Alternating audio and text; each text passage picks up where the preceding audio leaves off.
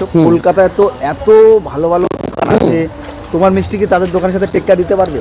দেখো, সব দোকানের সাথে পারবো না, তবে কিছু কিছু দোকান গুনে গুনে 10 গোল দেবো। 10 গোল? 10 গোল দেবো। তুমি তো নিজে খেলে।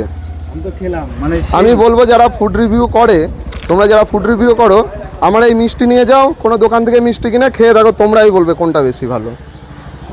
দেখো, আমি তো ব্যবসা করতে এসেছি। আমি আজকে যদি খারাপ জিনিস খাওয়াই, তুমি তো আজকেই খাবে, পরের দিন কি আর খাবে? কোনোদিন খাবে না। তোমাকে যদি ভালো জিনিস দিই, তুমি পরের দিন নেবে।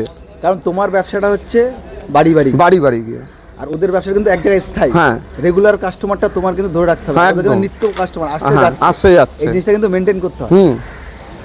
এই সামনে এক বাড়িতে আমি এখনো যাব, কালকে মিষ্টি নিয়েছে তারা, তাই এখনো নেবে গেলে।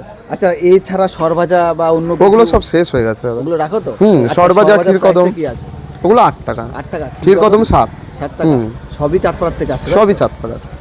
তো ভিডিওটা যদি ভালো লাগে সবাই শেয়ার করো, কমেন্ট করো। তো দেখা হচ্ছে নেক্সট কোনো ভিডিওতে।